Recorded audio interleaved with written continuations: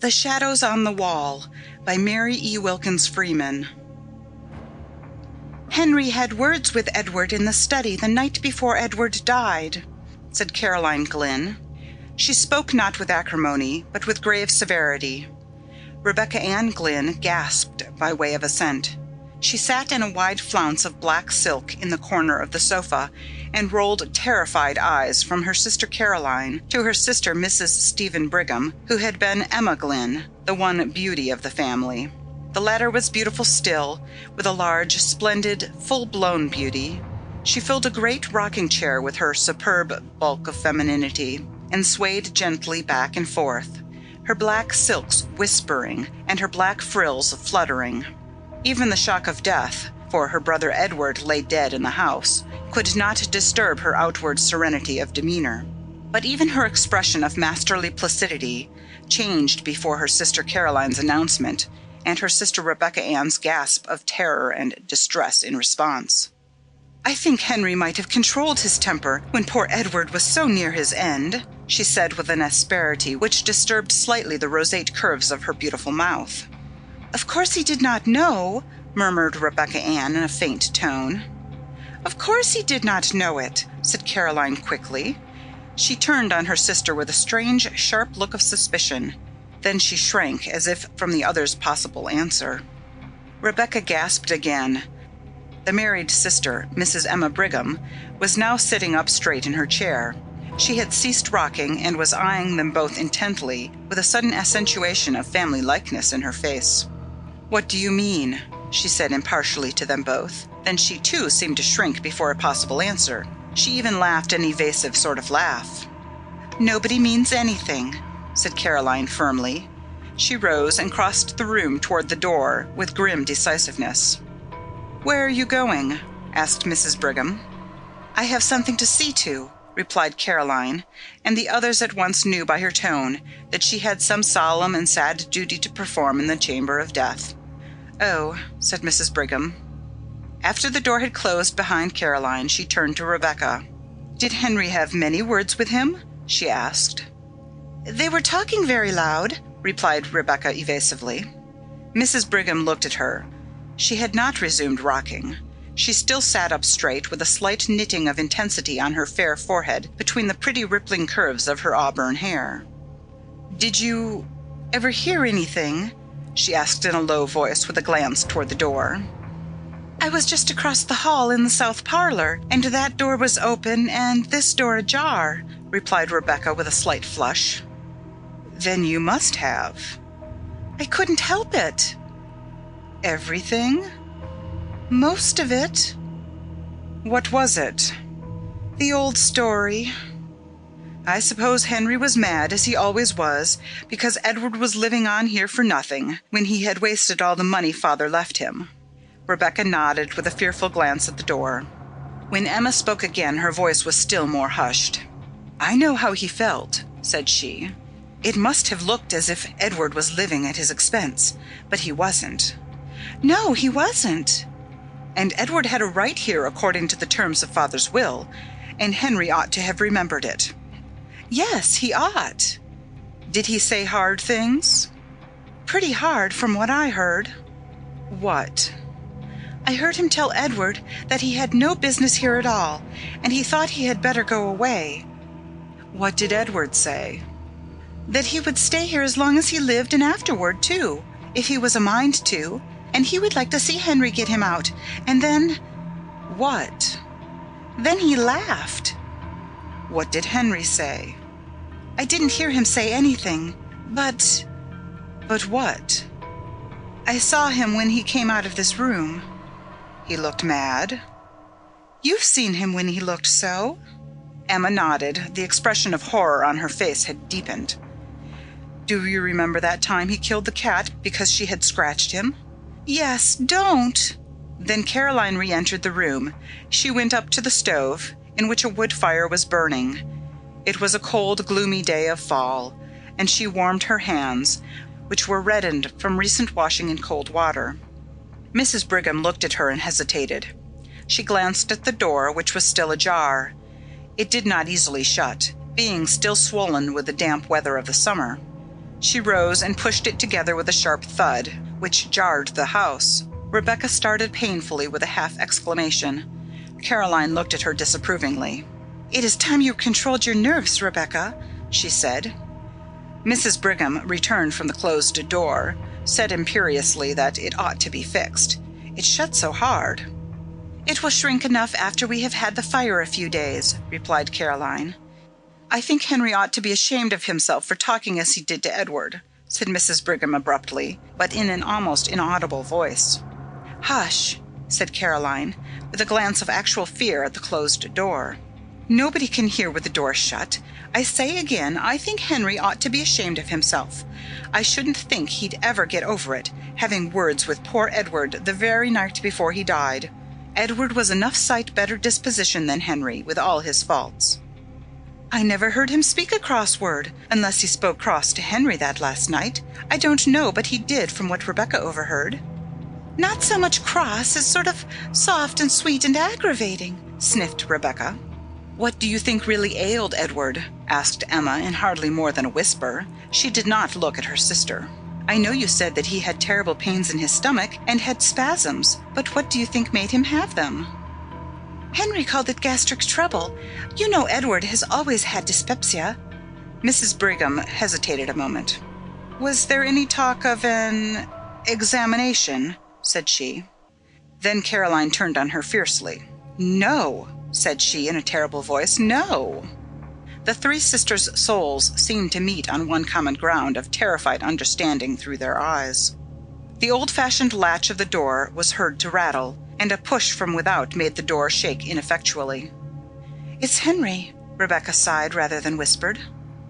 Mrs. Brigham settled herself, after a noiseless rush across the floor, into her rocking-chair again, and was swaying back and forth with her head comfortably leaning back, when the door at last yielded, and Henry Glynn entered. He cast a covertly sharp, comprehensive glance at Mrs. Brigham with her elaborate calm, at Rebecca quietly huddled on the corner of the sofa with her handkerchief to her face, and only one small uncovered reddened ear, as attentive as a dog's, and at Caroline sitting with a strained composure in her armchair by the stove. She met his eyes quite firmly with a look of inscrutable fear, and defiance of the fear and of him.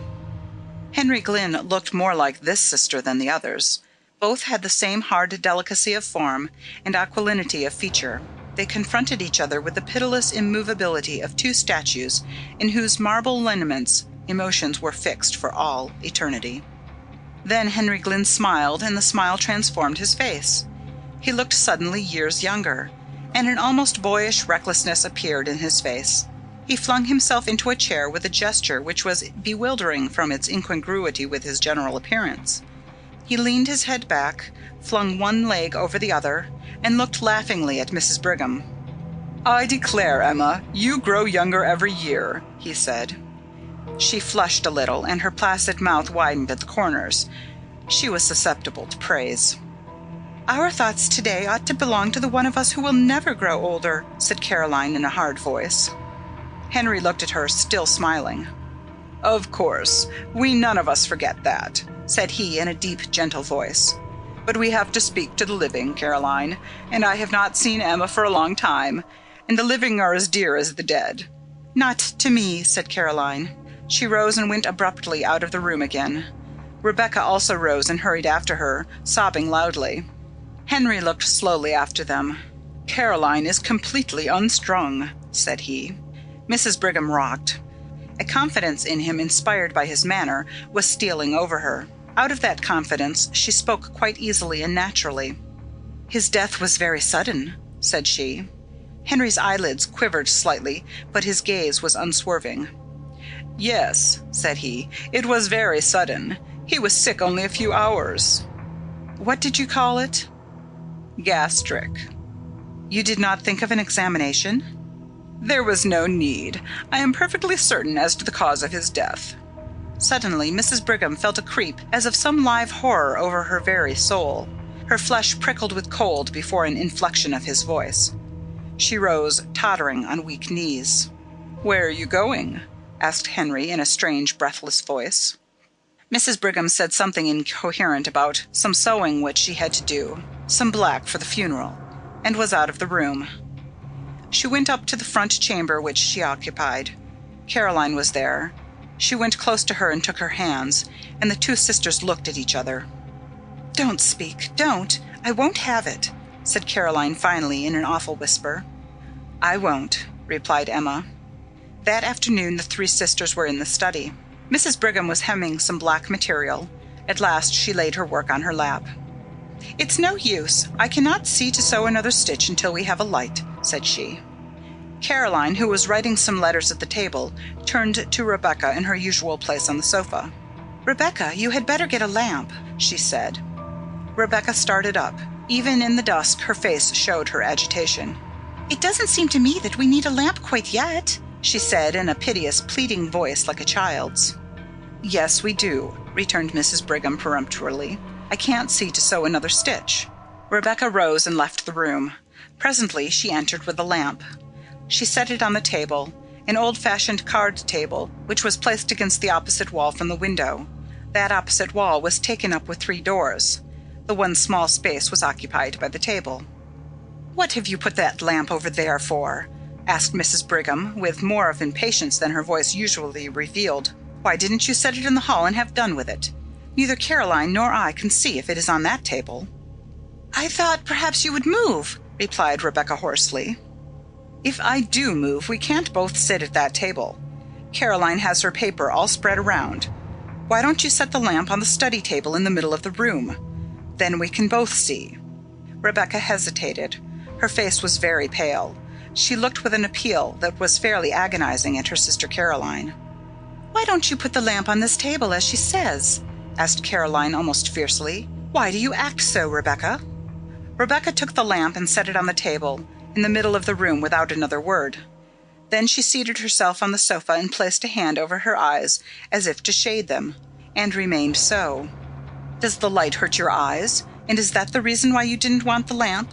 asked Mrs. Brigham kindly. "I always like to sit in the dark," replied Rebecca chokingly. Then she snatched her handkerchief hastily from her pocket and began to weep. Caroline continued to write, Mrs. Brigham to sew.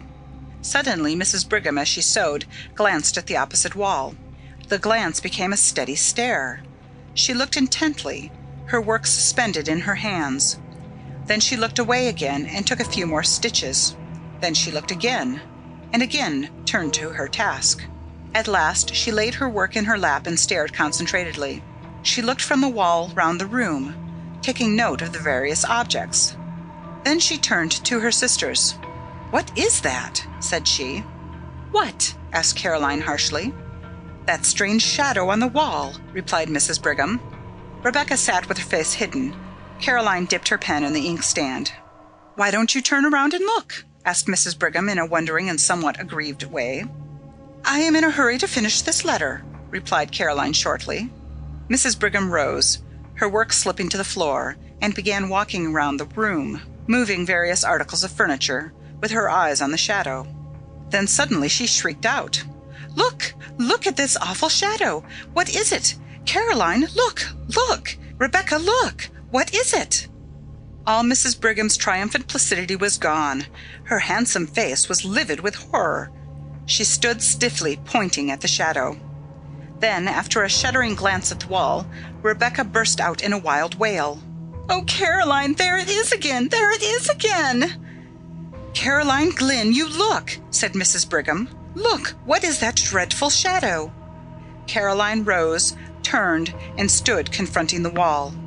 "How should I know?" she said. "It has been there every night since he died," cried Rebecca. "Every night?" "Yes, he died Thursday and this is Saturday. That makes 3 nights," said Caroline rigidly. She stood as if holding her calm with a vice of concentrated will. It looks like, stammered Mrs. Brigham in a tone of intense horror. "I know what it looks like well enough," said Caroline. "I've got eyes in my head." "It looks like Edward!" burst out Rebecca in a sort of frenzy of fear. "Only—" "Yes, it does," asserted Mrs. Brigham, whose horror-stricken tone matched her sister's. "Only, oh, it is awful! What is it, Caroline?"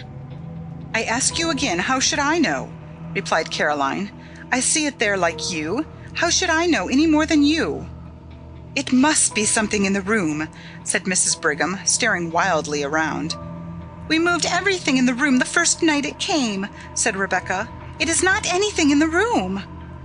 Caroline turned upon her with a sort of fury. "Of course it is something in the room," said she. "How you act! What do you mean talking so? Of course it is something in the room." "Of course it is," agreed Mrs. Brigham, looking at Caroline suspiciously. "It must be something in the room." "It is not anything in the room," repeated Rebecca with obstinate horror. The door opened suddenly and Henry Glynn entered. He began to speak. Then his eyes followed the direction of the others. He stood staring at the shadow on the wall. "What is it?" he demanded in a strange voice. "It must be due to something in the room," Mrs. Brigham said faintly. Henry Glynn stood and stared a moment longer. His face showed a gamut of emotions: horror, conviction, then furious incredulity. Suddenly he began hastening hither and thither about the room. He moved the furniture with fierce jerks, turning ever to see the effect upon the shadow on the wall. Not a line of its terrible outlines wavered. "It must be something in the room," he declared in a voice which seemed to snap like a lash. His face changed. The inmost secrecy of his nature seemed evident upon his face, until one almost lost sight of his lineaments. Rebecca stood close to her sofa, regarding him with woeful, fascinated eyes. Mrs. Brigham clutched Caroline's hand. They both stood in a corner out of his way. For a few moments he raged about the room like a caged wild animal. He moved every piece of furniture. When the moving of a piece did not affect the shadow, he flung it to the floor. Then suddenly he desisted. He laughed. "What an absurdity," he said easily. "Such a to-do about a shadow." "That's so," assented Mrs. Brigham, in a scared voice which she tried to make natural. As she spoke, she lifted a chair near her. "I think you have broken the chair that Edward was fond of," said Caroline. Terror and wrath were struggling for expression on her face. Her mouth was set, her eyes shrinking. Henry lifted the chair with a show of anxiety. "Just as good as ever," he said pleasantly. He laughed again, looking at his sisters. "Did I scare you?" he said. "I should think you might be used to me by this time. You know my way of wanting to leap to the bottom of a mystery. And that shadow does look queer. And I thought if there was any way of accounting for it, I would like to without any delay." "You don't seem to have succeeded," remarked Caroline dryly, with a slight glance at the wall. Henry's eyes followed hers, and he quivered perceptibly. "Oh, there is no accounting for shadows," he said, and he laughed again. "A man is a fool to try to account for shadows." Then the supper bell rang, and they all left the room. But Henry kept his back to the wall, as did, indeed, the others. Henry led the way with an alert motion like a boy. Rebecca brought up the rear. She could scarcely walk, her knees trembled so.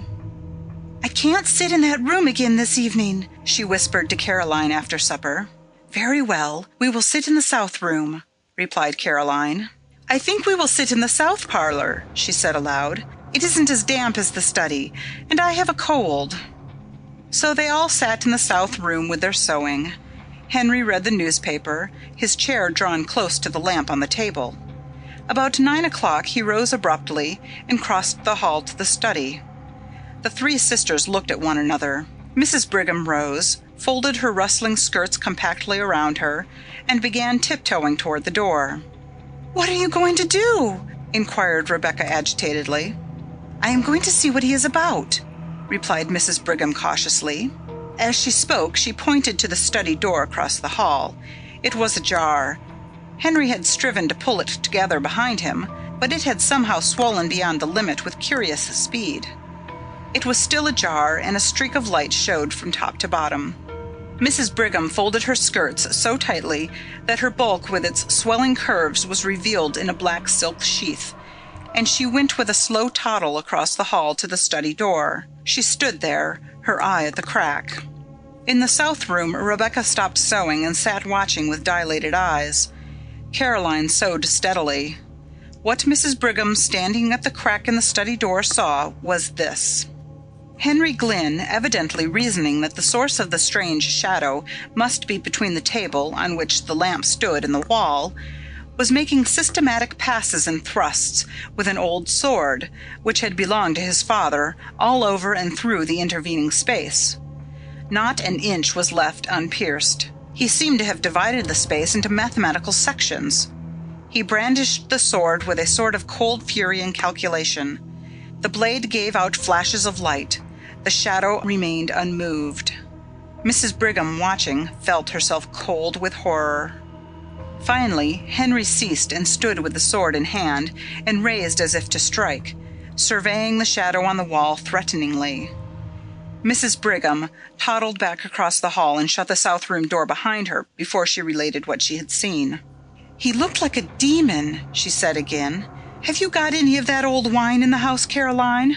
I don't feel as if I could stand much more." "Yes, there's plenty," said Caroline. "You can have some when you go to bed." "I think we all had better take some," said Mrs. Brigham. "Oh, Caroline, what—" "Don't ask. Don't speak," said Caroline. "No, I'm not going to," replied Mrs. Brigham. "But—" Soon the three sisters went to their chambers, and the south parlor was deserted. Caroline called to Henry in the study to put out the light before he came upstairs. They had been gone about an hour when he came into the room bringing the lamp which had stood in the study. He set it on the table and waited a few minutes, pacing up and down. His face was terrible. His fair complexion showed livid, and his blue eyes seemed dark blanks of awful reflections. Then he took up the lamp and returned to the library. He set the lamp on the center table, and the shadow sprang out on the wall. Again he studied the furniture and moved it about, but deliberately, with none of his former frenzy. Nothing affected the shadow. Then he returned to the south room with the lamp and again waited. Again he returned to the study and placed the lamp on the table, and the shadow sprang out upon the wall. It was midnight before he went upstairs. Mrs. Brigham and the other sisters, who could not sleep, heard him. The next day was the funeral. That evening the family sat in the south room. Some relatives were with them. Nobody entered the study until Henry carried a lamp in there after the others had retired for the night. He saw again the shadow on the wall leap to an awful life before the light. The next morning at breakfast, Henry Glynn announced that he had to go to the city for 3 days. The sisters looked at him with surprise. He very seldom left home, and just now his practice had been neglected on account of Edward's death. "How can you leave your patients now?" asked Mrs. Brigham wonderingly. "I don't know how to, but there is no other way," replied Henry easily. "I have had a telegram from Dr. Mitford." "Consultation?" inquired Mrs. Brigham. "I have business," replied Henry. Dr. Mitford was an old classmate of his who lived in a neighboring city and who occasionally called upon him in the case of a consultation.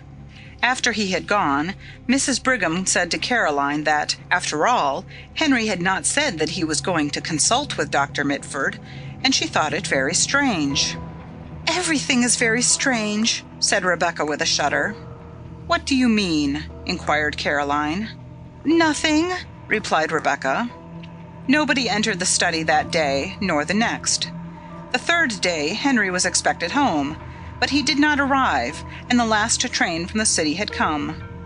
"I call it pretty queer work," said Mrs. Brigham. "The idea of a doctor leaving his patients at such a time as this, and the idea of a consultation lasting 3 days. There is no sense in it, and now he has not come. I don't understand it for my part." "I don't either," said Rebecca. They were all in the south parlor. There was no light in the study. The door was ajar. Presently Mrs. Brigham rose. She could not have told why. Something seemed to impel her, some will outside her own. She went out of the room, again wrapping her rustling skirts round that she might pass noiselessly, and began pushing at the swollen door of the study. "She has not got any lamp," said Rebecca in a shaking voice. Caroline, who was writing letters, rose again, took the only remaining lamp in the room, and followed her sister. Rebecca had risen, but she stood trembling, not venturing to follow. The doorbell rang, but the others did not hear it. It was on the south door on the other side of the house from the study. Rebecca, after hesitating until the bell rang the second time, went to the door. She remembered that the servant was out. Caroline and her sister Emma entered the study. Caroline set the lamp on the table. They looked at the wall, and there were 2 shadows. The sisters stood clutching each other, staring at the awful things on the wall. Then Rebecca came in, staggering, with a telegram in her hand. "Here is a telegram," she gasped. "Henry is dead." End of Shadows on the Wall by Mary E. Wilkins Freeman.